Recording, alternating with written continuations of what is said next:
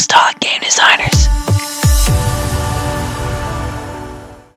Hey guys, what's up? This is Apostolic Game Designers bringing you another video game review, and in this video we're going to be talking about we're going to be talking about the PC video game Nacah. I just love saying it that way. Wait, what does Nacah mean? You don't know what Nacah means? Okay, yeah, most people don't. It's the Hebrew word for adventure. So, let me tell you a little bit about Nacah.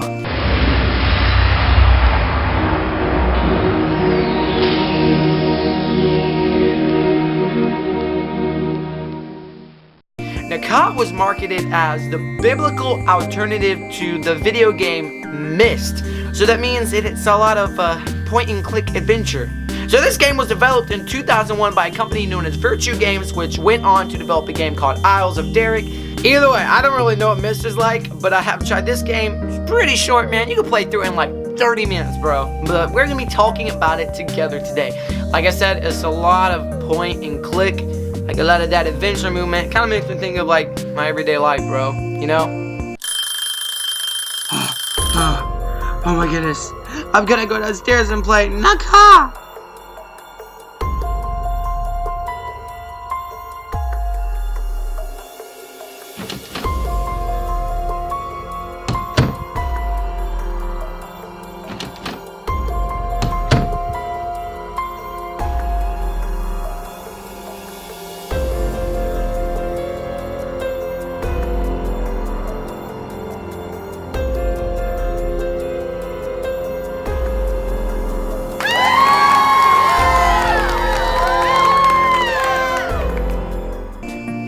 You guys are looking at me weird. Am I the only person who has a life like that every morning? Come on now.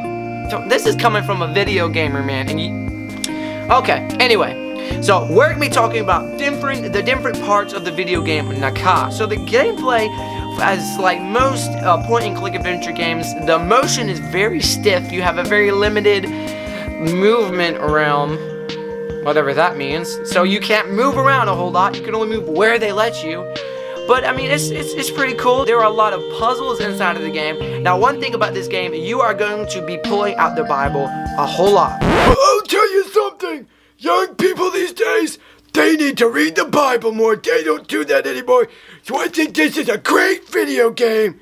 Yeah, so you will be pulling out this book a whole lot, which is one thing I love about the game to some extent, and that it will get you reading the Bible. The other part that I don't quite like about it quite as much is that it kind of, I think to some extent, kind of keeps you from kind of thinking harder and trying to solve the puzzles on your own. I think that is not quite as biblically educational, because it's kind of, a lot of it is just throwing random Bible verses at you, but it does give you, you know, kind of lets you get kind of the scoop on some of these Bible verses, what's going on with them. So like I said, about the puzzles, I already talked about those a little bit. Like I said, pretty much all of them are Bible puzzles. They'll give you Bible verses, you look them up, and that gives you the answers to the puzzle. So you might be flipping switches for pipes of water, you might be trying to turn on electricity and switches so you can ride some cable car, or you might be trying to figure out some weird little animated figures on these kind of like screens or something, trying to figure out what Bible verses pertain to them.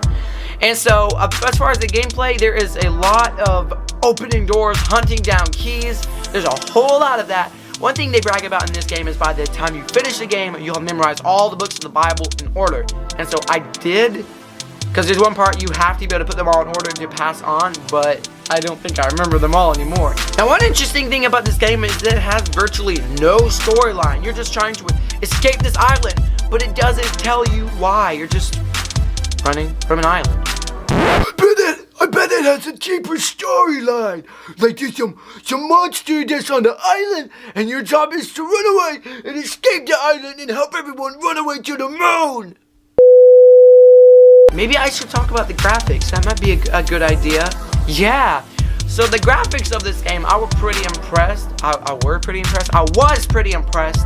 Most of them are pretty sharp for a 2001 video game. Some of them, like the texturing and some of the objects, almost seem kind of streaked, look kind of off. But mostly, you know, I was kind of impressed. Most of it's pretty sharp. Some of it's kind of blocky and low poly. But they were able to achieve a pretty good look since almost all the graphics were pre-rendered.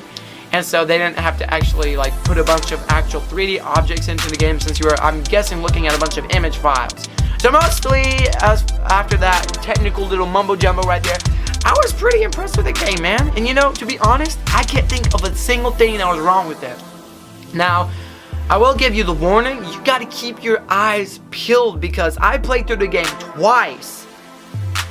And both times, there are all these papers you have to pick up, and I missed at least one of them both times. I wasn't able to finish the game, and so I just got to like the end part, and then I wasn't able to finish it.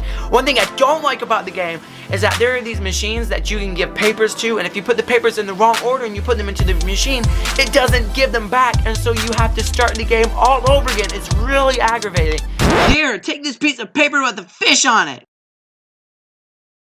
So all in all, if this wasn't a Christian video game, I don't really think that I would replay it a lot, because point and click's not really my alley, and I feel like it was kind of too short.